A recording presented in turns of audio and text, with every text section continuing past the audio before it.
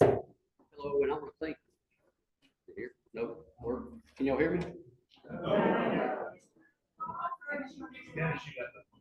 Maybe I have to turn this on. So,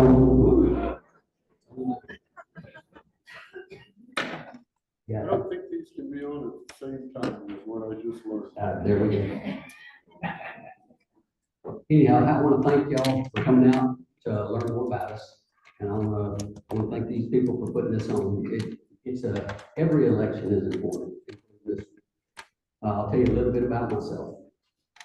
Grew up in Shreveport, Louisiana. My grandfather had a lumber mill. They started that when I was 2 years old. So I worked my whole entire life. From high school, before high school, 12, 13 years old, I was sweeping floors, bagging shavings, summers, that's where I spent working on sawmill.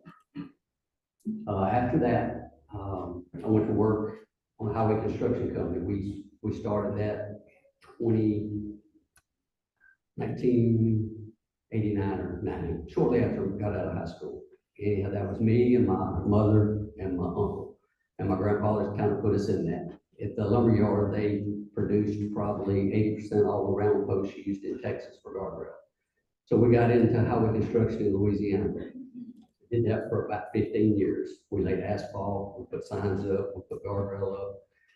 I spent a lot of time with the DOTs, whether it be Texas, Louisiana, Arkansas. And then after that, about 15 years, I got bought out. My aunt wanted to keep going.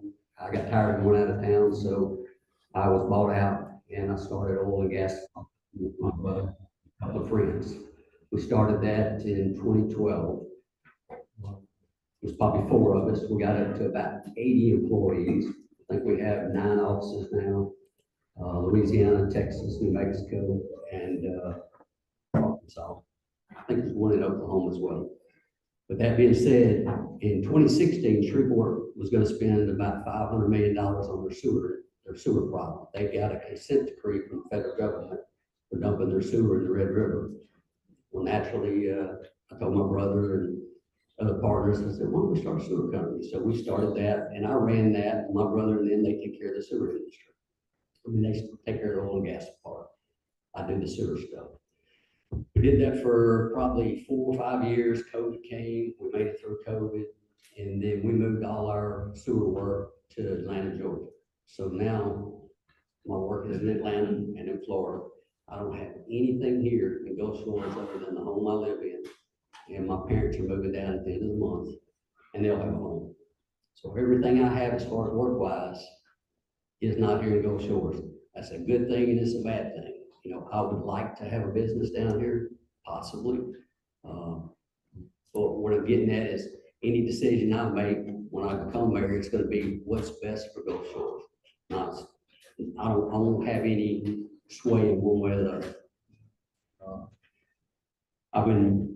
He got it wrong a while ago when he said came down in 2001. My wife started coming down in 2001. I didn't come down to Gulf Shores until about 2015. Me and my wife have been married. We will be married 9 years, August 27th. And she was the one coming down in the beginning. She's the one that got me down here. And it didn't take but one time. I came down here one time in 2014, 2015, and I'll have to give it to the administration that's here now. They were there. They were in office when I came down. And it's a slice of heaven. Like I said, this was a place that I wanted to end up living.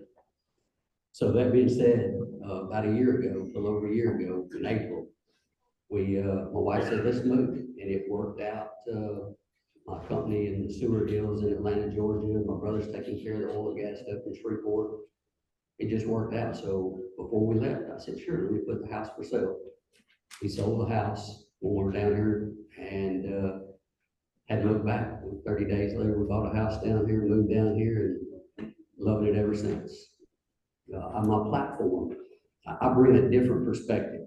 I've been a tourist for 8 years, 9 years, and I saw the growth as a tourist, how things have gotten busy, traffic. So I've seen it from a tourist, and I've also seen it from living here for a year. with my background that I have, I feel I bring a different set of eyes, a different perspective than somebody that's been here as long as my competitors or my opponents. I believe that we need to slow down growth. We're outrunning our infrastructure, and that's just, it's simple. Anybody can see that. We can't keep putting 300 or 400 home subdivisions together and expect traffic to get better. And you can get traffic better, but you've got to do some work on your infrastructure. You've got to upgrade some of your intersections. And as far as the sewer end of the deal, Little Lagoon, they put this on, but we still have some septic tanks, from what I hear, that could possibly be going into the lagoon. That's a big thing. They need to be tied on the city water and sewer, but also the treatment plant that's towards Fort Morgan.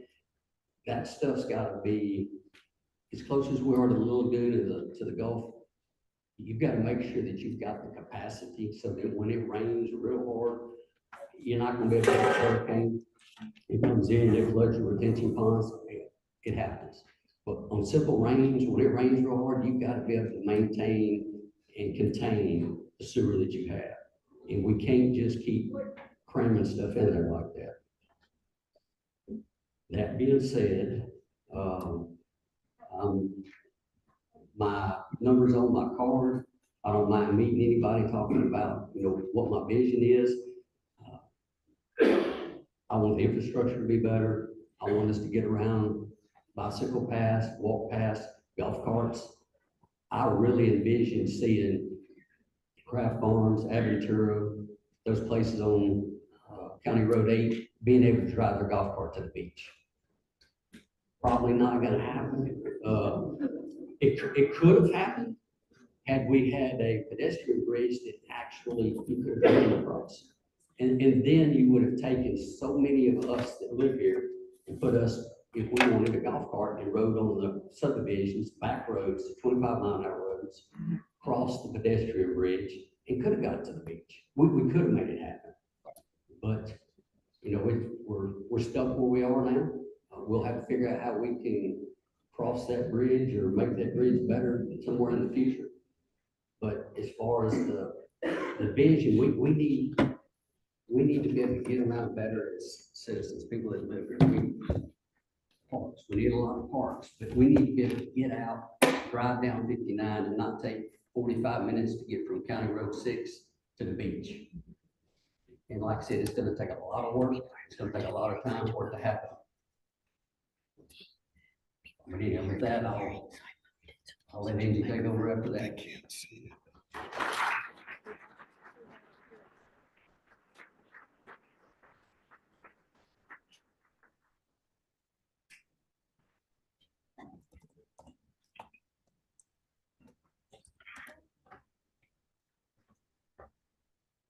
Good evening.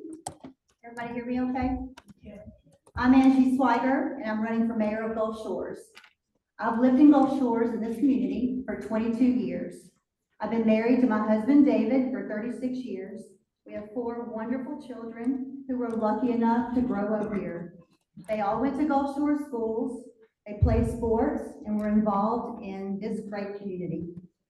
I've owned a business in this community for 22 years. We opened a small restaurant on the beach in 2003. We lost our business and our home 1 year later on the same day in Ivan.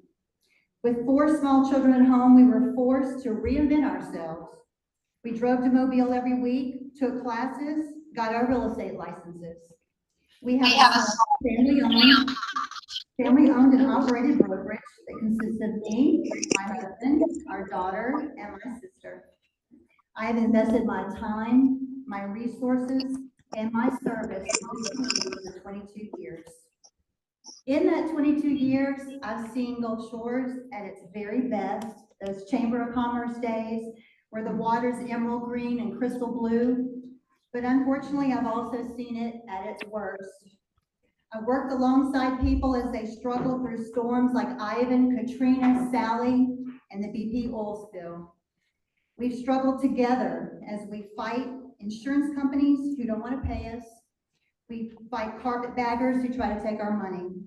But we've been resilient through it all. We've risen up over and over again.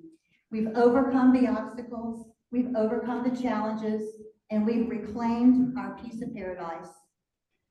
It was through those struggles that I not only fell in love with the beautiful beaches of Gulf Shores, but with the people.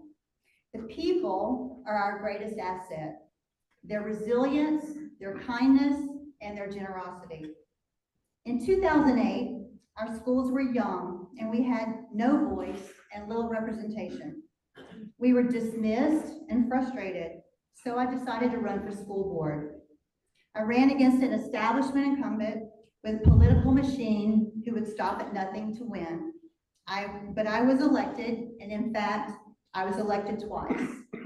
I served on the Board of Education for 11 years, and during that time, I worked to have a new addition built to the high school, 2 additions at the elementary school. We added foreign language programs from kindergarten to high school, installed a state-of-the-art technology program, and I worked with the principals and teachers to create the innovative Career Academy programs that are still in place today.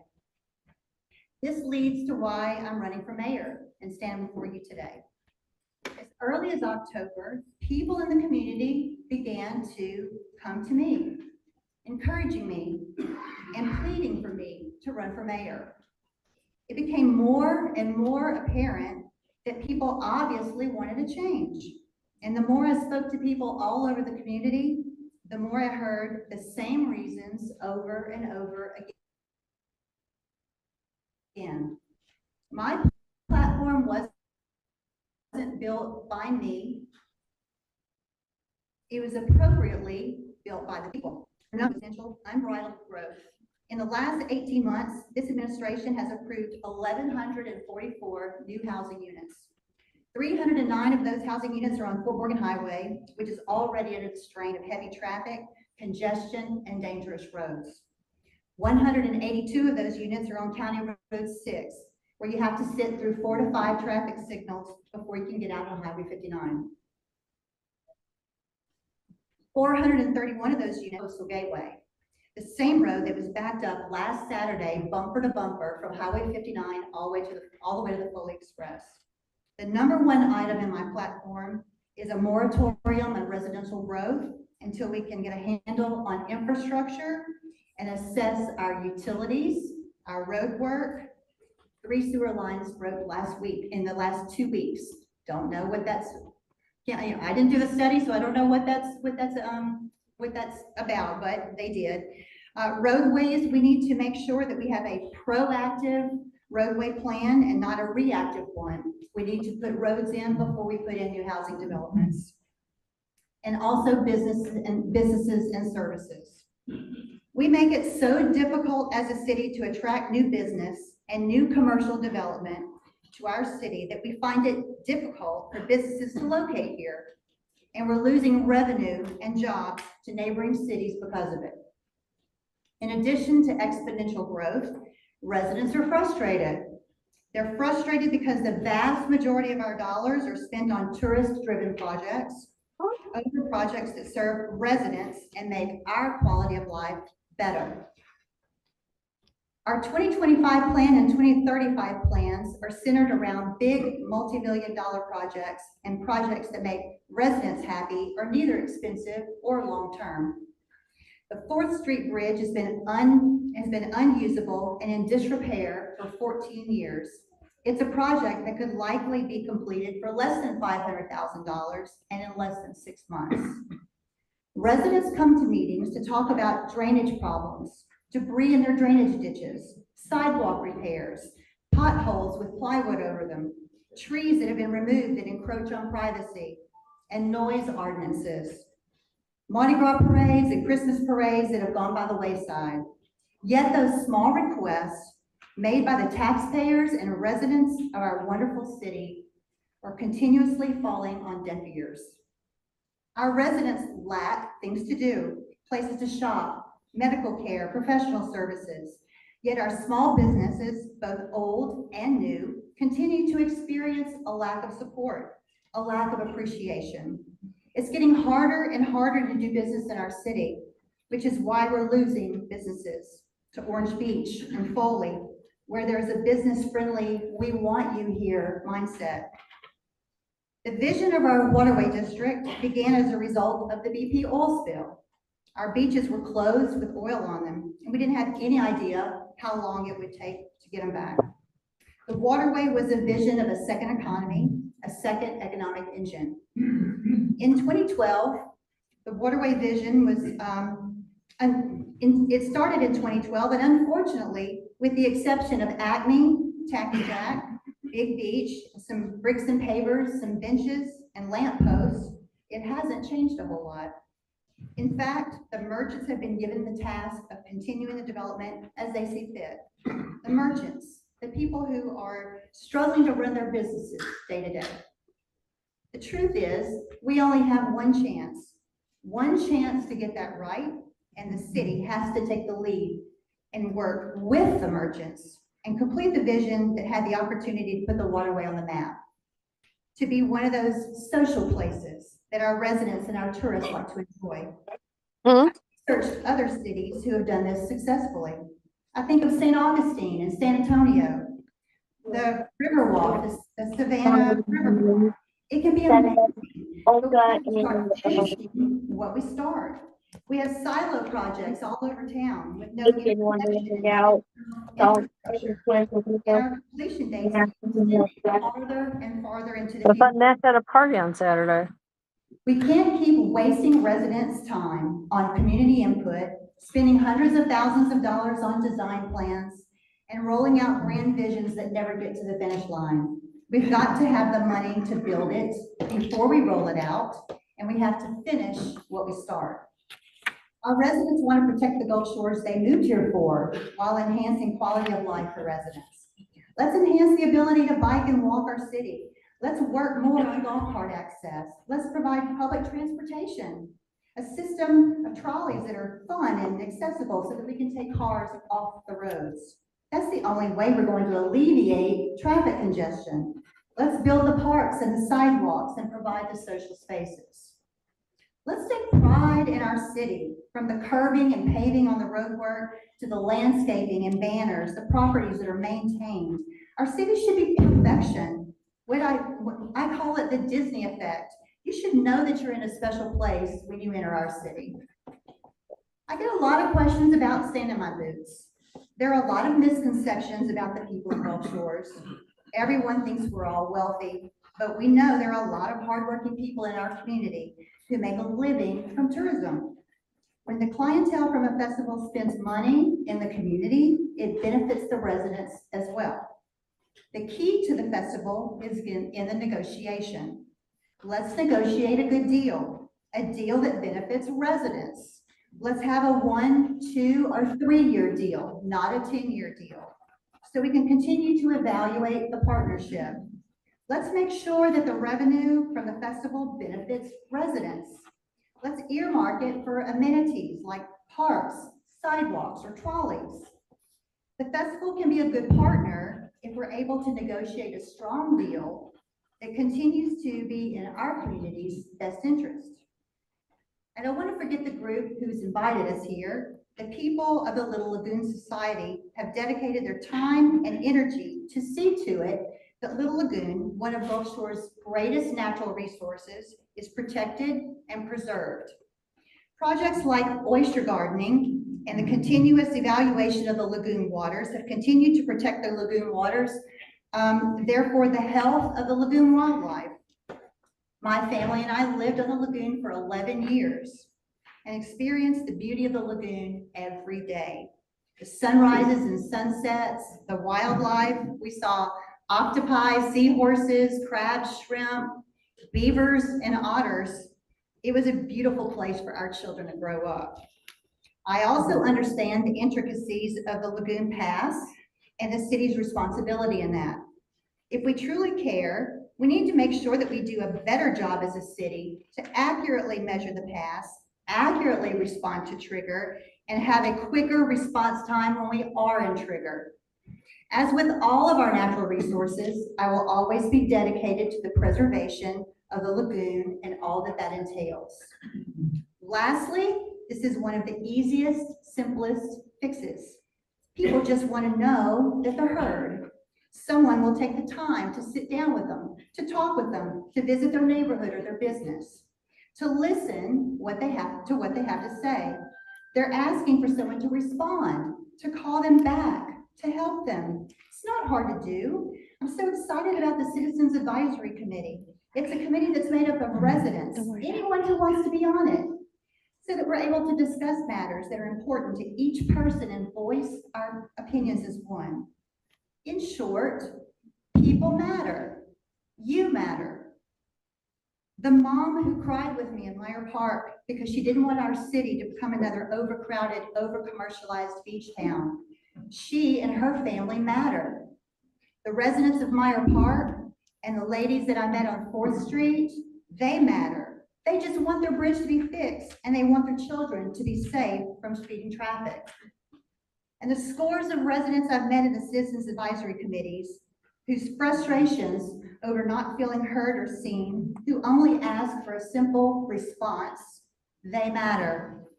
For the veterans who've gone to the city and asked to partner with them to erect a veterans memorial, they matter too. They've gotten no response. For the people who are concerned that our local mayors can't work together and get along, so that we can speak with one voice in Montgomery and beyond, I understand your concern. I've spoken to Mayor Kinnon. I've reached out to Mayor Helmick in an effort to let them know that I stand ready to work with them closely and to create a tri-city alliance, because that matters too.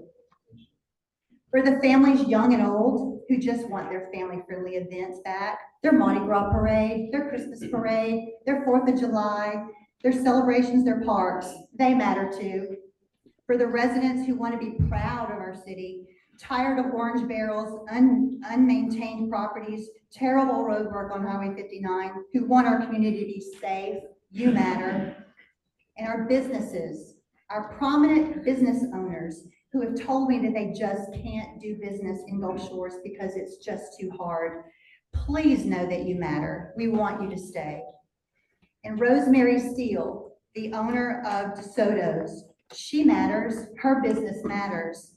The business that she and her family have built over the last 25 years, that matters.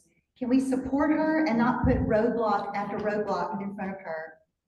It means something that you're all here tonight. You're busy and you've taken time out of your day to come here and listen to what we have to say. Because you and everything that concerns you and your family, those things matter too. And because it matters enough for me to take the time to listen to you, to sit down with you, and to hear what you have to say and find resolutions. I've talked to a lot of people, and we have a lot of work to do, but I'm ready to do it, and I'm ready to get started.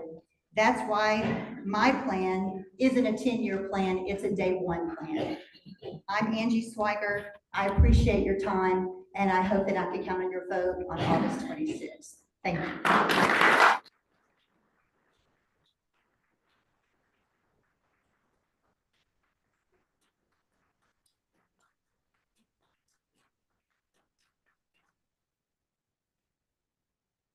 Hello, everybody. Robert Kraft again. We've been down a long road together for a long time. Me and a lot of the folks in here. Growing up here, I was fortunate enough to live in Foley when I lived with my parents. That's where their house was. But I spent my time in the Gulf Shores beaches and enjoying this community.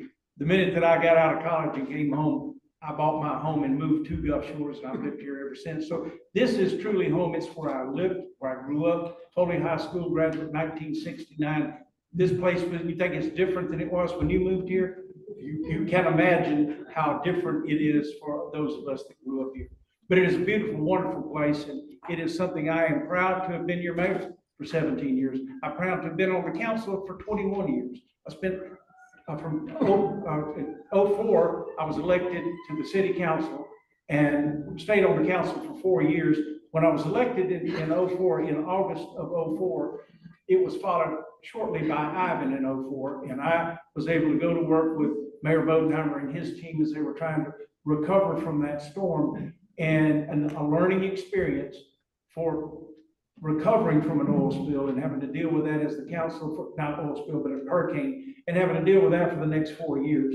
And then shortly after that, we dealt with Katrina. So the preparation for and recovery from storms is a significant challenge to someone sitting in the mayor's office or even sitting on the city council. And it's not something you can do by yourself. You have to have relationships. You have to have connections and people at FEMA in Washington, and AEMA, Alabama, environmental protection, environmental emergency management, and then Baldwin County Emergency Management. You have to be in relationships with all of those because you can't prepare the city for recovery by yourself. You have to have people that are willing to help you and understand how to do that and know. And those relationships matter. They really matter, and they matter over time. And after the length of time that we've been here, I've been here, and the council has been together, we've developed strong relationships to help us in a variety of different ways. So after 4 years on the council, I decided that my hometown could do better. I felt like we had an opportunity to do better than we were doing. We had kind of a let it happen mentality and just let whatever happen, happen. I did not believe that that was the right way to go. I felt like we needed to take a make it happen mentality and figure out where we want to be together and then create a roadmap to get there. So that's what we started really working toward in 08 when I was elected. Now, when I was elected in 08 as mayor, we went quickly into downhill, and the recession in October of 08 really hit us hard. It hit the whole community and the whole country hard. We had prepared a budget from the council for a $30 million budget. And then after the council, rather than adopting the budget in a fiscal year on October 1st, we deferred and changed it to a calendar year to give us time to be able to prepare for the coming budget. Because we could not afford to keep a $32 million budget, $30+ million budget. And with the revenue that we were projecting we would see after this issue with the recession. So we adapted to a $24.5 million budget together, figuring out what did we think our revenue would provide, and then set our expenses to meet the budget, rather than trying to set your revenue to meet your expenses, set your expenses to meet your projected revenue, and then have a contingency factor as well as a reserve factor, and work forward on a balanced budget type of strategy. And we're able to make budget that year and continue to add into the reserves. Because what had happened in Hurricane Ivan, we had a $9 million contingent liability with FEMA, where FEMA was saying, we paid you too much, you need to prove you deserved it, we need to get it back. So we had a $9 million contingent liability that means we were broke. We had a reserve fund was a negative 1.5 million. So we have $9 million on top of that. We're $10.5 million in debt. So the first thing we did is went to Washington to meet with FEMA and negotiate our way to pay off what we couldn't. We had to prove that what we paid was appropriate, what we billed was appropriate, and we deserved the money that we got. We were able to get that contingency liability removed, and once we did that, we still underwater, but we were working hard to get our budget back. We're now, so carry forward with every year budgeting to the point where we have continuous money reserves, money to go into reserves profit for. So to create what we have now is an $83 million budget, but we have $75 million in reserves. And why is that important? Well, obviously important. Whenever we got issues you don't know are coming. You don't know if you're going to have another hurricane. You don't know if you're going to have a recession. And you got to have enough money in the reserves to be able to survive those events when they happen. Excuse me.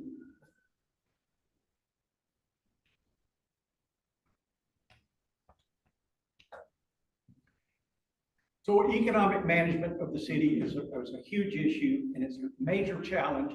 And really the most important thing we can do is be solid financially and physically and make sure that we've got everything covered on that. I'm going to back up again. 08, we dealt with 08. We got through 08, got the reserves in place. And by 2010, we were starting back uphill and doing better in the beginning part of the end of 09 and beginning of 2010, and then the oil spill hit. And it changed everything. And the oil spill, I think more than anything else personally, it showed me the value of our environment. And we're standing on the beach and you got oil on your shoes and you're thinking, are we ever gonna recover? I mean, you think about the Exxon Valdez area out in Alaska, it's still a dead zone because Exxon walked away and left to deal with what was there. I envision that's what we're gonna, what we're gonna do. And the damage that that did to us, we realized everything that we have here is related to our environment. Because when people couldn't get in the water, you couldn't go fishing, you couldn't really swim, nobody came. You couldn't even walk on the beach because of fear of fumes, because there was oil everywhere. Nobody came. And we realized right then that we better do something to protect this environment, or we don't have a place where we want to live. Because we all live here because of the environment. I mean, you didn't move, the people that are moving here, they didn't move here because of great government or great city. They moved here because of the environment that we have. Everybody that lives here is some connection to the environment. Everybody that works here has some connection to the environment. Tourism is our industry, and it is dependent on a clean, safe, usable environment. And trying to figure out a way to protect that and control the damages that are happening there is really important to us as we secure our future.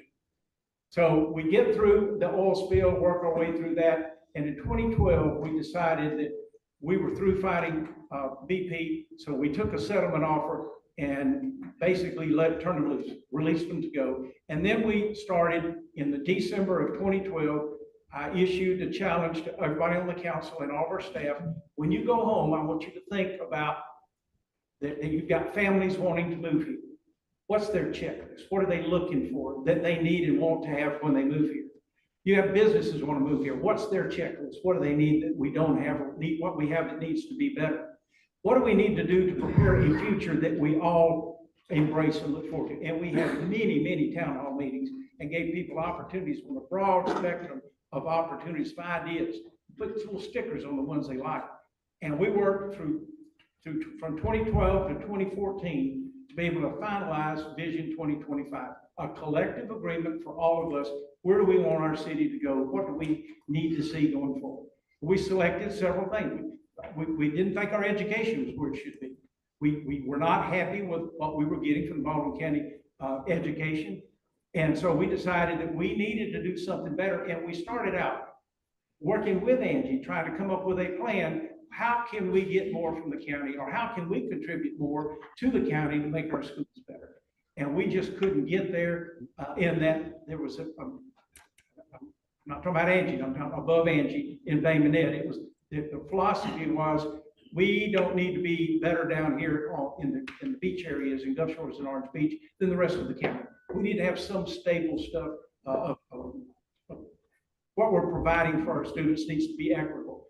Well, we weren't allowed to do the things that we wanted to do to make ours better. So we came to the conclusion we had to make a change. We had to do something. So we decided through that to separate from the county, from our city school board, so that we could have something we had input and put our money behind to create something better in the best way. And we now have a fantastic school. When we took it over, our school was rated 176th in the state. It's now in the top 5. And it's amazing change in just having a philosophy of every child, meet them in where they are and help them be what they want to be.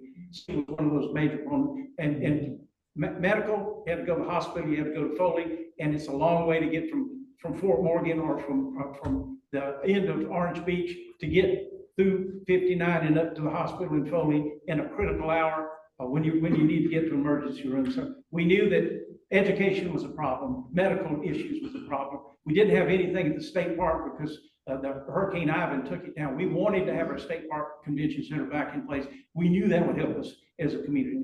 We knew that our beaches were not what they would be. The beach area and the hangout was exactly like it was when I was in high school in the 60s.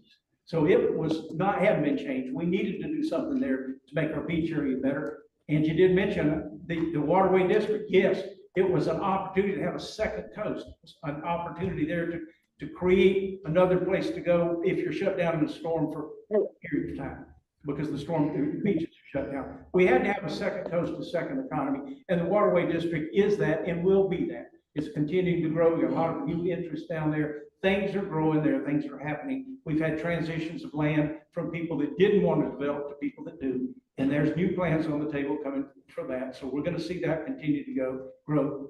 And so we've got the beach, the waterway, and state park, and then medical and education. And all of those things are in place. The FED at the new hospital, the FED, the Freestanding Emergency Department, is built on land that the city owned that we gave to Baldwin Health to build. This, if they would build a medical center there, we would give them the land, and we would help maintain the development around it.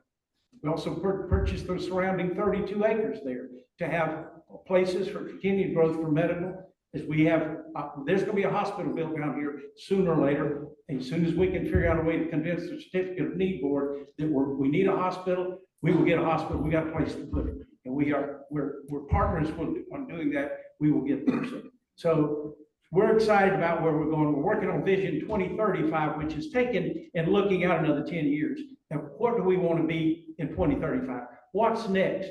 Because if you just kind of ramble along and let growth happen, you don't know where you'll end up. You need a plan, and you need a vision that we put together, all of us together, collectively figure out, what do we want to be? What do we have that needs to be better? What do we need that we don't have? Those are questions that we need to figure out together. We chart a course towards 2035. I strongly believe in this community. I strongly believe in the people that are here. I believe that we have the opportunity to do things significant. The Restore Council, we got Restore grants. We have received grants. We've received $90.2 million in grants, and 38.7 of that $1 million of that is for environmental projects. And that is like cleaning up Little Lagoon, getting the septic tanks cleaned up and transferred to sewer. We got money to build an eco center, or an environmental education center, so that our kids learn to do a better job than we've done in taking care of the environment. It's a great success and a great opportunity for everyone here. It's not just for our kids, for everyone to learn this fragile environment that we have has got to be taken care of. We've got to understand what we're doing that hurts it, and how do we protect it, and how do we fix it. We also have infrastructure dollars. We were able to get money. We've got $46 million in infrastructure dollars to fix some roadways. We're working on some of that. We got more to come. The Highway 59 build grant, we got money for that, and that build grant included taking a third lane all the way from County Road 6 to Fort Morgan Road, which took out the pedestrian lane over the pedestrian bicycle lane on the existing bridge, on the Holmes Bridge. The pedestrian bridge is designed, and it's bicycle friendly. The elevators that go up have bicycle, you put your bike in it, you can put a golf cart in, you can put a bike in it, and you can go up and ride over and ride down. And it was part of the build grant, because when we took that traffic out, put the traffic on, we took the pedestrian and bicycle access out. We had to do something to provide that, and it was included in the build grant. It was really almost part of a requirement. If we're going to do that, we had to replace that. So the pedestrian bridge is coming, and it's paid for by state dollars through the Restore Act. And I think I'm about out of time. I think so. So anyway, thank you for the opportunity. We got a great future in front of us. We've come a long way together. We've done a lot. We've got a lot we need to do, but we need to do that together, and we don't need to start over to do that. We've got everything's in place to do that, and that is my bet. Thank you for your time.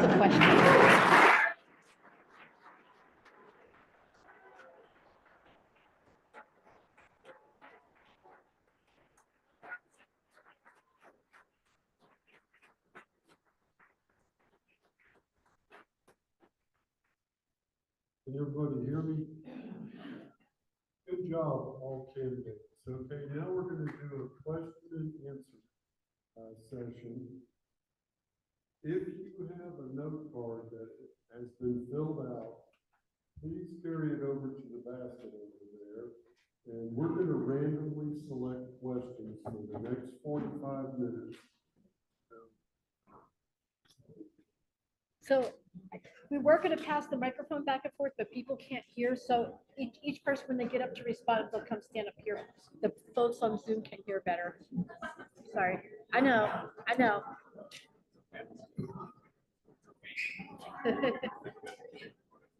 We're good.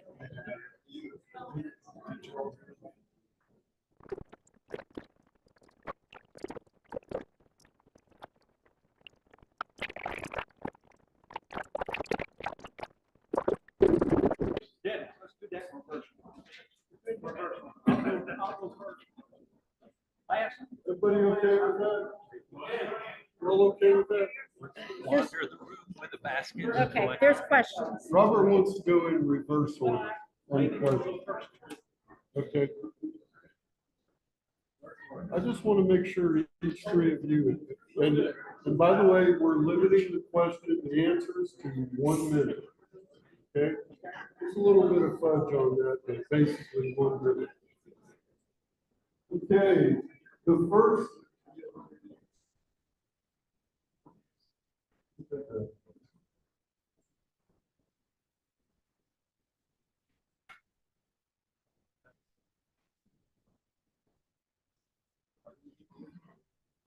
Questions are all up here. Okay, this question is specifically to Angie. And the question is, what do you mean when you call yourself the people's mayor? What data do you have to back that up?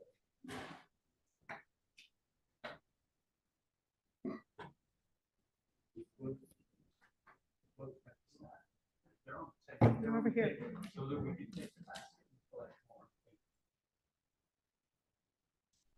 So I believe the question was, why do I call myself the people's mayor? Is that correct? Yes. Okay.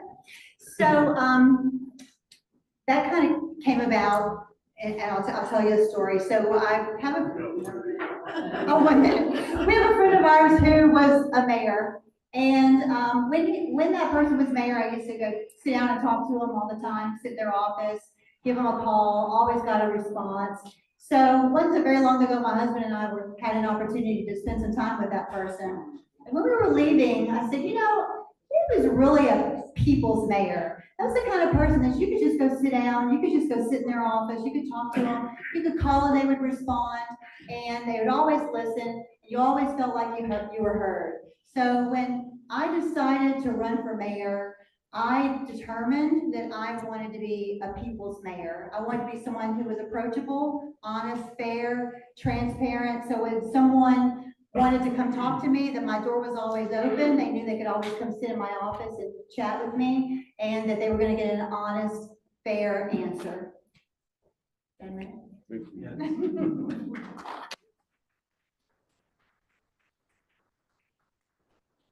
And the next question, I think, is for all three candidates. How will you ensure that the voices of everyday residents, not just developers and business owners, are heard and considered?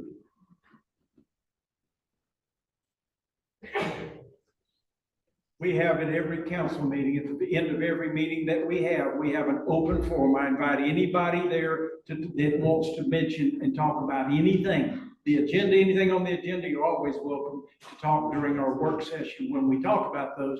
But then at every meeting, if there's anything, anybody about anything, you can step up to the table and to the microphone and ask any question you want to, or make any statement you want to make. So there's an opportunity to be heard. Now, I know we don't have great attendance at some of our council meetings. So we're working on a way for having some type of platform where any question for people that don't want to come, to be able to ask, but ideally, we'd like for you to come to our council meetings. We've got room for a lot more people than we have there. Your opportunity to get engaged when the explanation is happening, we'll hear from you about what you want us to vote on and how you want us to do it. So we're offering every opportunity we can for you to come and engage, and we will listen, ask, and listen.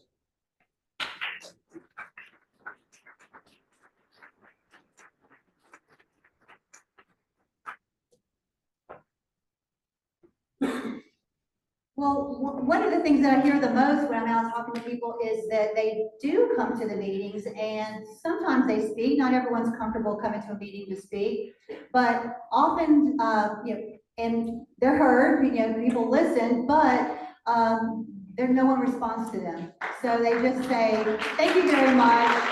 We appreciate you coming to talk to us today, and then no one ever hears from them again. And so that's very frustrating. So that's one of the reasons why I've created the Citizens Advisory Committee, so that everyone has a voice. And when you go to that council meeting, you're not on your own. You have other people backing you up, and everyone has a voice together. Because it seems like when more people are speaking as one voice, then things tend to get done.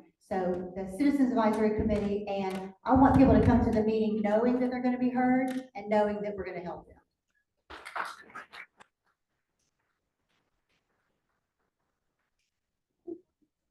Two-part this one. I'm definitely not a politician. I'm sure that came out in my first little speech I put out there. But as far as, being accessible, people have my number, people have my email. You can call me. Where, can you hear? You can call me anytime. You can email me anytime. That's, since I started this campaign, it's out there. People call me, we talk. I know how to run a business. I know how to answer questions on how you think I would run the city. I can answer that for you. All you gotta do is call me. It's not a show up, and city council. You do have a city council that's there that you can call. That city council really needs to be put in a district, if you want to know the truth. They need to be in one spot to represent that spot. But you should call that city council person and they bring that to the city. And if you want to, show up at the city council meeting and voice your opinion. And if that doesn't work, pick up the phone. If I'm mayor, call me. I'll answer the phone. If I don't, I'll call you back. And that's the way I see it.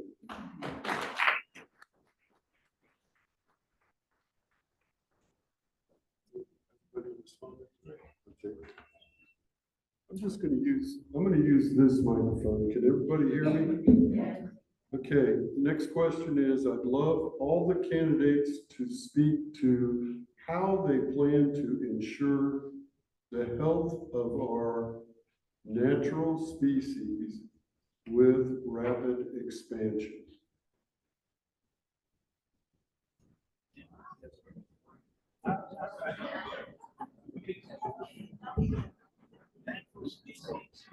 I think. Okay,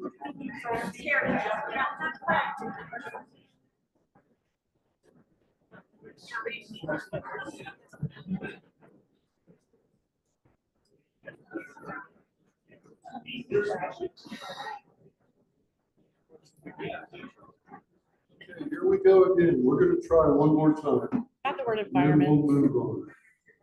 I'd love all the candidates to speak to how they plan to ensure the health of our natural species with rapid expansion.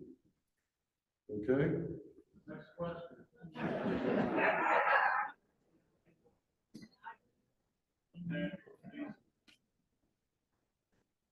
And I guess I'll try to interpret that. I guess there was the rapid expansion could be the amount of traffic on the roads and the amount of natural predators and or species like squirrels and rabbits and getting run over. And I don't know that I know the answer to that, and I'm not real sure that is a mayoral responsibility, but if it is, we'll see what we can do. I'm lost. I don't know. Whoever asked the question, if you wanted to kind of explain a little bit more about what you wanted, what are you wanting to know? So I'm getting other questions online as well. Wanting to know how you're going to take care of the natural environment, our natural resources here, including the wildlife species we have. So it's probably fits more than one of those questions. That just happened to be the card article, but I did have some questions about that online as well. So how do we take care of the environment? That's a challenge again. Balancing. Pardon? Kind of balancing growth with Balancing growth with the environment. Yeah. It's a challenge, but I know this, that protecting the environment is really important for us. We talked about that earlier. I did, about how important the environment is to our quality of life and to our only business, which is tourism, that really basically pays for everything that we do here, including wages and salaries of a lot of folks that work here. So balancing that out from protecting the environment, we just have to do a better job of making sure that we're cleaning up and we're recycling and we're doing the things that we need to do to keep our environment clean. Thank you. Good job.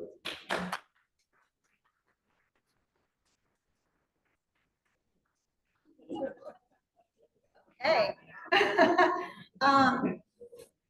Again, I I guess I would have, I would think that speaks more to the natural environment. You know, like I said earlier, the lagoon, for instance, is one of our greatest natural resources.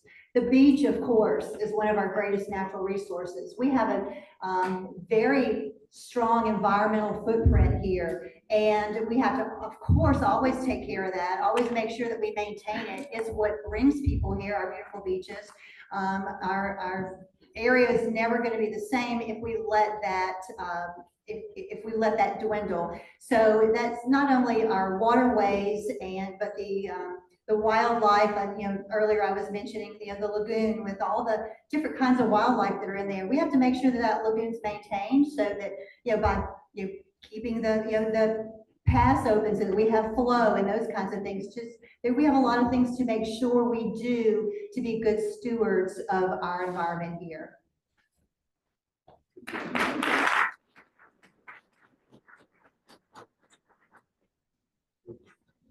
I guess to add to that, the little lagoon, that would be something we need to look at, maybe making sure we can keep dredged properly, keep open, and then along with that, make sure that our sewer does not get into the little lagoon. Make sure we take care of that part. And maybe even on the beaches, I know I go down there sometimes in the morning and people are down there at night and they leave trash.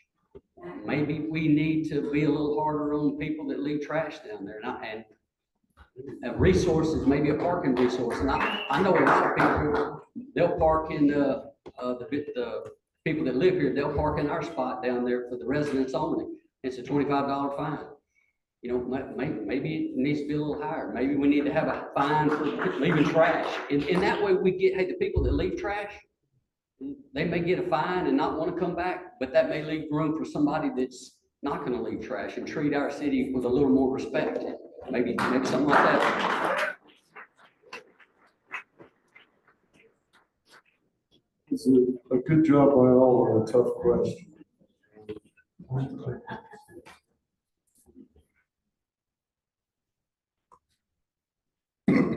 Next question, why did the city decide to build the pedestrian crosswalk instead of the park?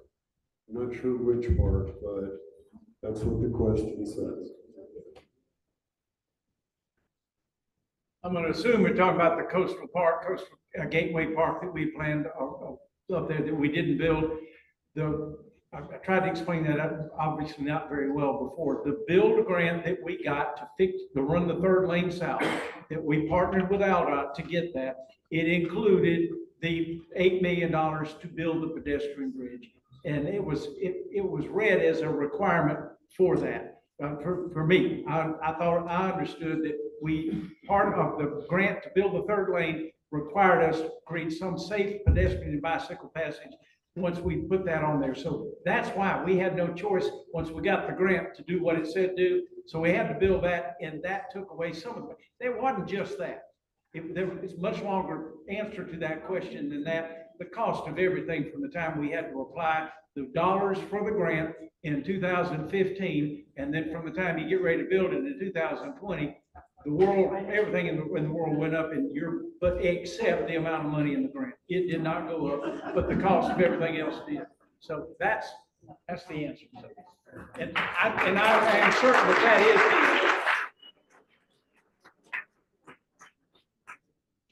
answer. Is that just for the city? You know, it sounded like it was just directed to the city. Would y'all like to comment? Please step up.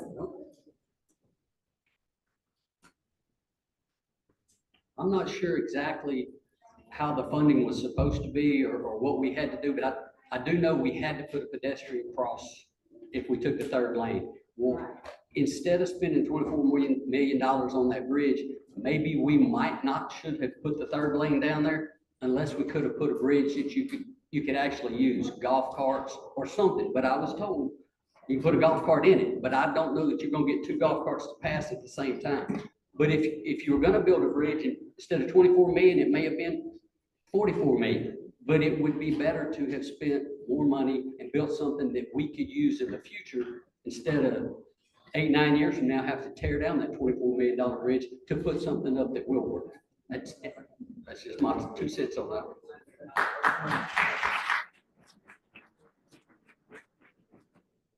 Next question. Why don't we have a park and ride or some type of public transportation? You worked, Pardon me? never worked. Yeah, let's please hold down the comments and let the candidates answer this.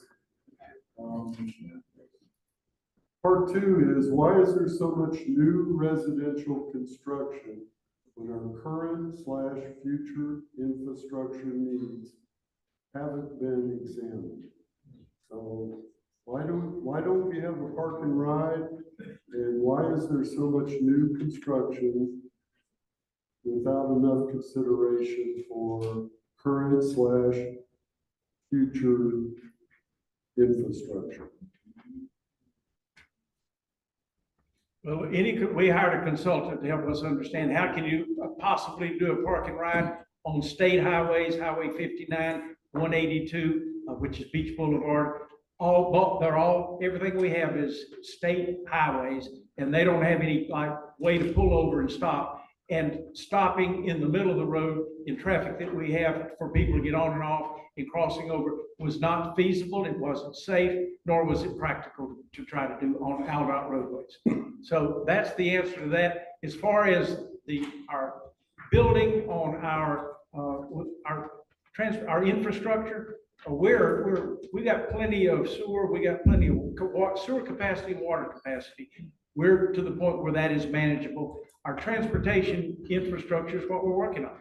That's the bigger problem on infrastructure. It's not sewer, it's not water, it's traffic and transportation. So those are the reasons that challenges are met with these things. But property rights allow people to build and sell what they want to build and sell. If you're allowed by right to build something, you're allowed by right to build it. And that's not something we can legislate to take away.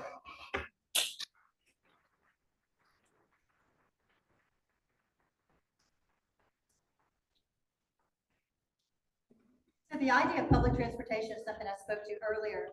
And, just because we did a study, I don't know how long ago that was, but just because we did a study and somebody said that it doesn't work, doesn't mean that it can't work. There's always ways to do things. If it doesn't work on a state highway, then put it on back roads or figure out another way to make it happen. We do shuttles for Shrimp Fest and Hangout Fest every single year, and it seems to work very well. So there's always a way to make something happen if you really want to.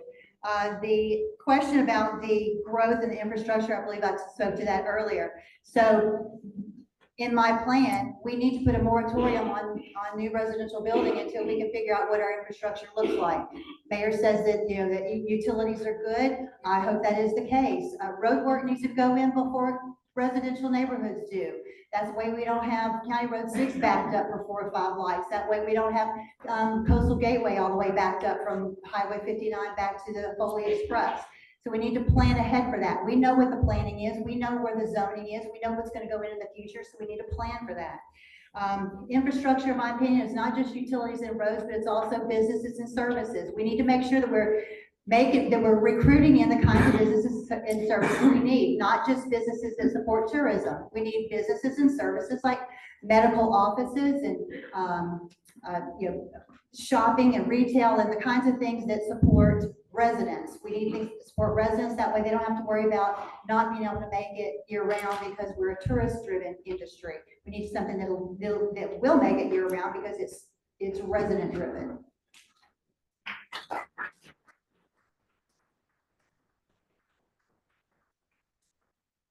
On the public transportation, my personal opinion, I think it needs to be private. It needs to be private entities like the hotels and the places where people stay. They should go to the airport and pick these people up in a shuttle bus. Same thing with the hotel that's been built down there across from the sodas. Those people, they're short parking spots as it is. They should have a shuttle bus and pick their people up somewhere off of the island, shuttle them down there and drop them off. That saves parking for us. I do think that shuttle buses, that would be a great thing, but I do think it needs to be private. And the thing on the infrastructure, the intersections, County Road 6, she mentioned, that it needs to be upgraded and it's supposed to be upgraded.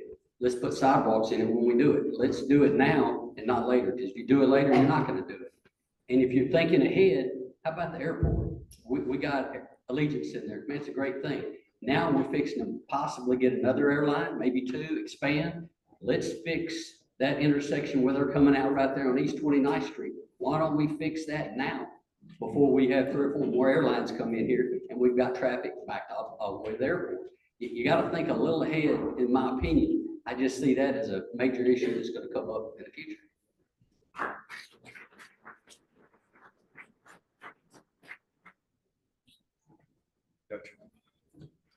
Okay, this is almost along the same line, but it is a very pointed question.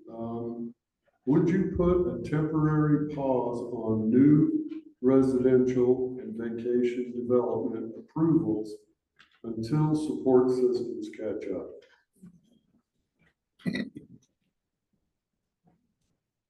We have done that successfully in the past, and we will evaluate whether or not you have to have something you can fix. A moratorium ends, gives you the opportunity to fix something, to change something that you can legally change. So whenever the moratorium is over, it's being built in a way that is sustainable and correct.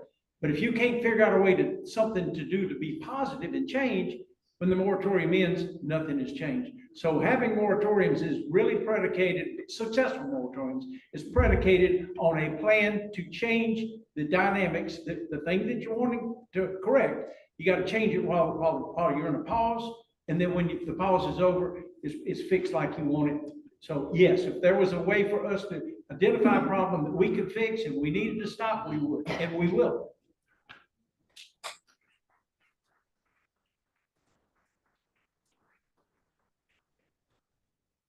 The idea of a moratorium is not anything new. We have neighboring cities, Orange Beach, Fairhope, Foley, who have already put them in place. We know that we have exponential growth all over the country. All over the county. Other cities know it, and they're in the same situation. So we're not the only ones. It's not an outrageous idea to talk about a moratorium. And there's no way to assess what you have if you don't stop somewhere. You've got to stop before you can move forward. We've got to stop so we can figure out. If not, by the time we finish the studying what we need to fix, we're already past it again because we didn't stop before. So we have to stop somewhere, figure out where we need to go, and then come back. I don't know how long the moratorium needs to be. Maybe it's 6 months, maybe it's 9 months, maybe it's a year. And it doesn't do anything to the property owner's rights. They're eventually going to be able to build what they have the right to build. We just want to be able to be ready for it and to plan for it.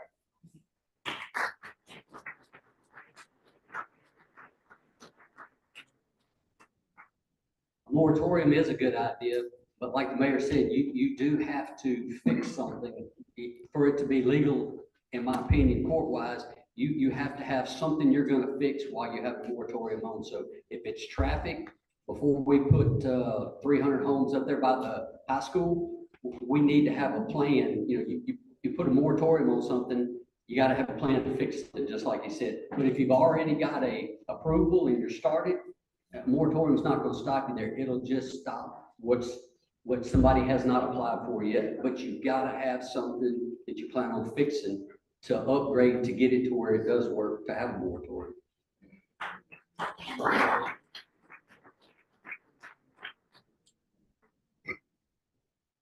I predict the 3 candidates are really going to like this question. What specific policies or funding priorities would you implement to prevent sewage spills, polluted stormwater, or litter from entering the Little Lagoon?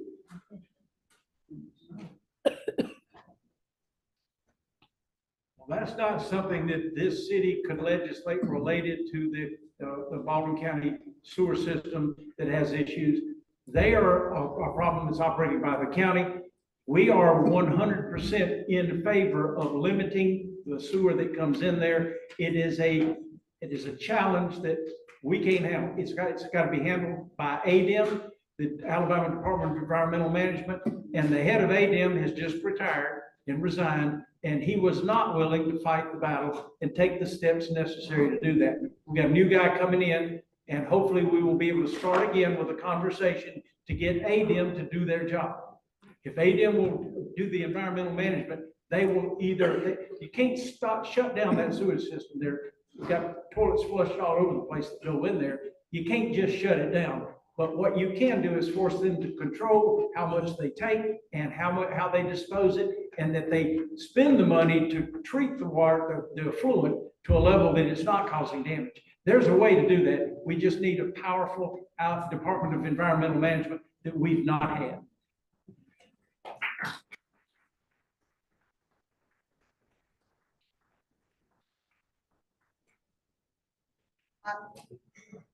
I think the mayor's right on a few of those points. The Baldwin County sewer system definitely needs to be in check. We definitely need to make sure that we stay on top of that, to make sure that, they're doing the things they're supposed to be doing and not doing the things they're not supposed to be doing. Trash pickup, I think that's always something that we're going to deal with. We're going to have to, people come, they litter, they litter our beaches. We're going to have to always be on top of that, whether that's with, advertising and marketing and social acceptances, to make sure that people do the right things when they come here. We're also in the process of with this grant money, I believe, to or whatever the money, that fund, to make sure to get people on Fort Morgan Road to move from septic tanks to the city system. So I think that's going to alleviate some of those problems as well. So again, back to the environment, that's always something that is going to be a challenge for us. The people that live here love our environment and take care of it for the most part. It's a lot of the people that come visit. It's the 8 million visitors that come every year that we have to keep an eye on and keep watch on. So, that's always going to be a challenge for us, but I think we're up to the challenge. I'm not worried about that at all.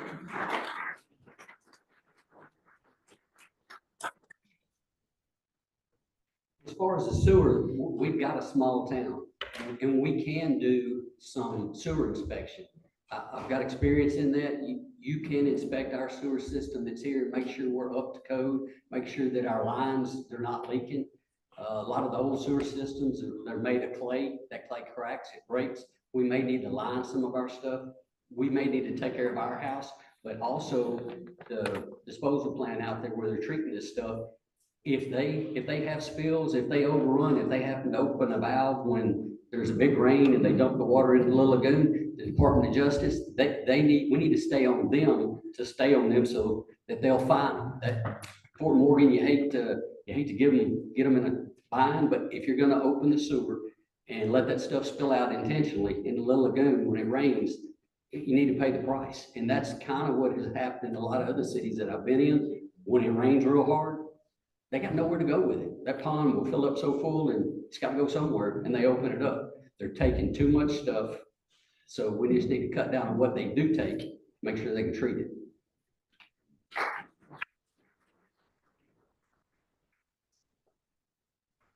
Okay, our next question has to do with Lagoon Pass. Will you be proactive supporting an open pass with jetties to provide better water quality and Gulf access? Opening up the pass further for better water quality, absolutely. If you open it up out into and put jetties out, the reason the lawsuit exists down there now is forcing the state to maintain that pass. And the reason we have a trigger is because when it was opened with jetties initially, when Bob James was our governor, the change of the flow of sand was real close to taking out 2 or 3 homes because it scalloped out. The interruption of the flow of sand took sand away from some of the areas on our West Beach area, and we had a house that was about to fall down, and that gentleman sued ALDOT and prevailed, and that's the reason we have the trigger in the court order today to keep the pass open. But so going out far enough to get boat traffic out, I don't think will happen. I don't think we can do that. But getting it out a little further than it is, to the point where we don't damage the downstream area of the sand impact, will help the beach. There's a way to do that, but again, it's got to be dealt with through the court order. ALDOT's responsible for it. And again, you get in, somebody in the court's going to have to make them do it, because they don't want to spend the money. That's the reason there's such a battle over Trigger. Now, Aldott doesn't want to ever be in Trigger because they got to dig it out. Little League wants it to always be, Little Lagoon, and we want it always to be in Trigger, so we get good flow out of there. So it's a push and pull, but it's a court decision, not anything that arbitrarily we can just change. So that's what I know about it, and I'm confident that's right.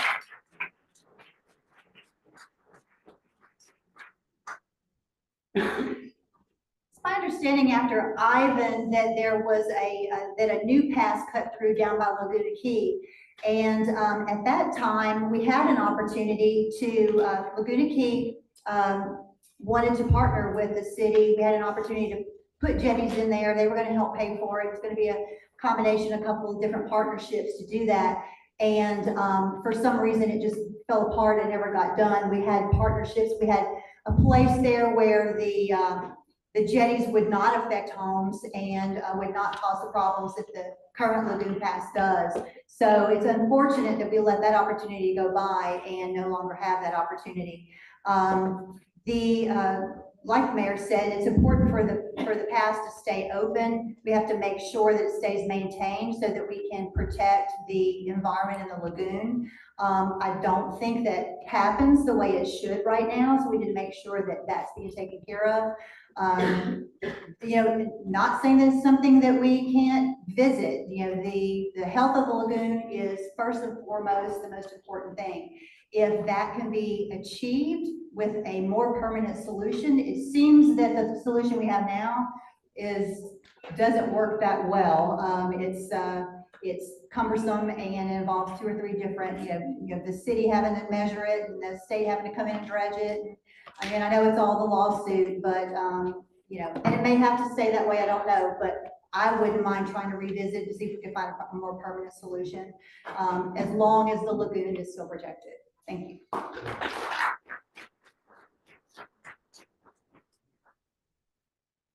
I would definitely be open to the jetties going out there. In 2025, you can't tell me that we don't have smart enough people that can put a jetty out there to keep sand from eroding on the backside. And if you do put a jetty out there, instead of pumping all the time sand, if you do that every 3 years, 4 years, but I just think we could visit that, we could look at it. It's gonna take people way smarter than me to look at that and go, can we engineer something to get out here to keep that pass open where you can get boats out? Some people in Little Lagoon don't want boats that have two motors on them, 300 horsepower motors, and go fishing. But if you had that pass open where you could get boats like that in and out and keep the beach like it is, that would help the water quality of the lagoon. And it would also raise the property value of the people that live on the lagoon. They could actually get a boat, keep it in their slip at their house, and take it out and fish. But it's definitely worth looking at again. But I wouldn't want to put us as residents in any kind of litigation where it's going to cost us to build jetties. But I'd definitely be looking and pushing to try and put jetties out there.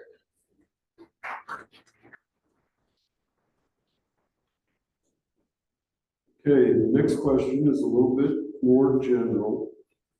For each candidate, what are your top 3 priorities if you're elected mayor?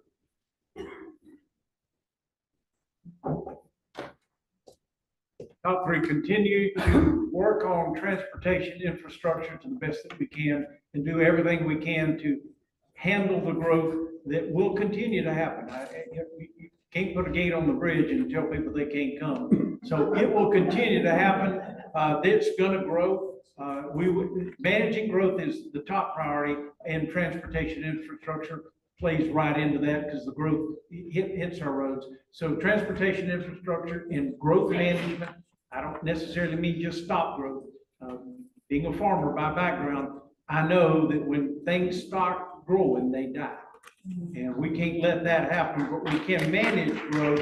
An effective way to do that is we got to find a way. So, and then the environment and keeping our environment like it should be, because that's our future. That's why we live here. So the environment, growth management, and transportation infrastructure.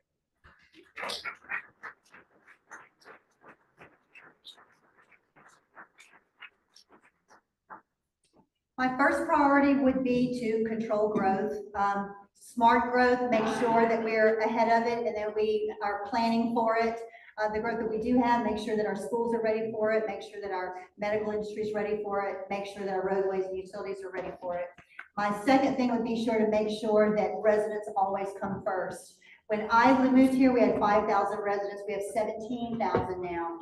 And those residents don't ever feel like they come first in their own community. So I want to make sure that they know that the projects are for them, not always for tourists. Then lastly, I would say that I would want to make sure that the citizens always know that this is their government. I want people to have ownership in their own community and feel like they can put input in their own community and that they will be heard and listened to. Everyone needs to understand that government is, the government doesn't, we don't work for the government works for us, and our community, our citizens need to feel that as well.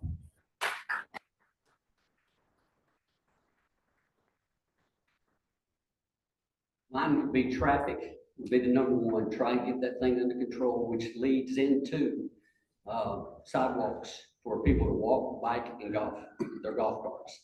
That would bring us together as citizens that live here. If you're riding on a golf cart, you're way more apt to stop and talk to somebody riding with you. Riding a bike, same thing. Walking, you talk to people. We get to know each other.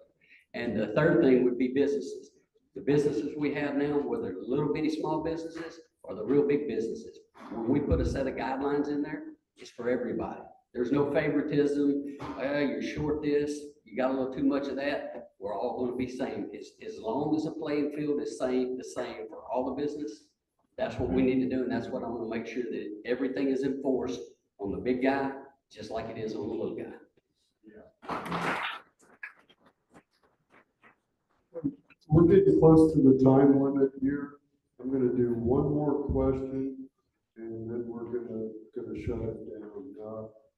I see people getting up and leaving early. That's okay. I would like to encourage everybody here to join the Little Lagoon Preservation Society. On the agenda that you got, there's a scan code, and there's also a URL for our website. We need all the help we can get, and it's folks like you that can definitely help us out. So please join. Last question. If a major hurricane hits Gulf Shores, where will the funds come up for cleanup? If tourist tax dollars will not be coming in, how will the school system be funded?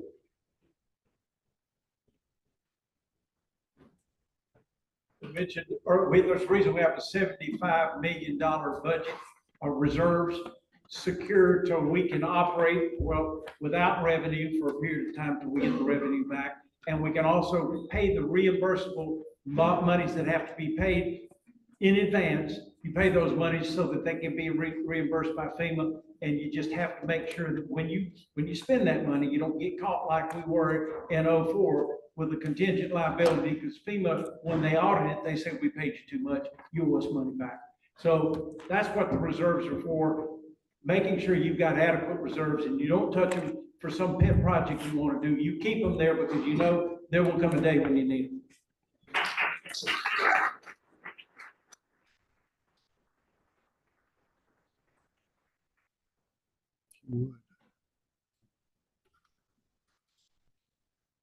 I do know that the reserve funds are important. I know that, it is important to have those reserve funds in place because you have to maintain that to be able to take care of your city in the absence of federal funds until they come in.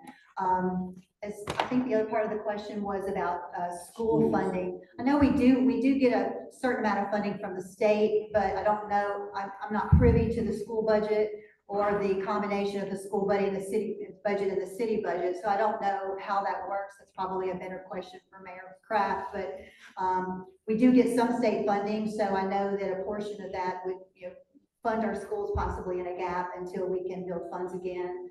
I know our lodging is closely related. Our lodging taxes are closely related to our school funding. So you know, if we don't have lodging, if we have a storm and our lodging is low, our taxes there are low, then, you know, we do have a problem. So I guess those would be answers for Mayor Kraft, but, give it a shot. Thank you.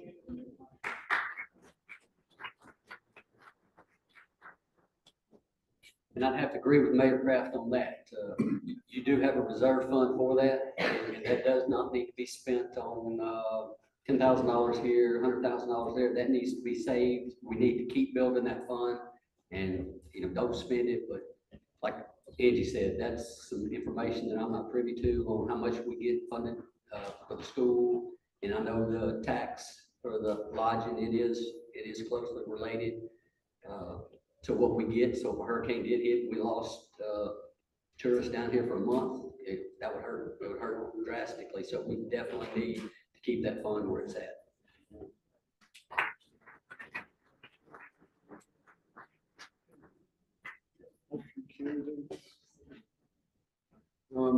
Let's give it up for.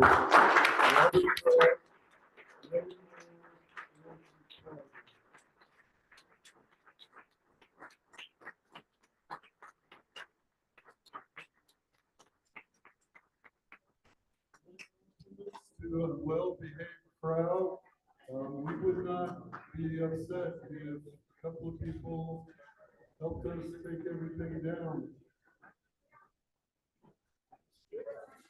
Good meeting. Thank you, everybody.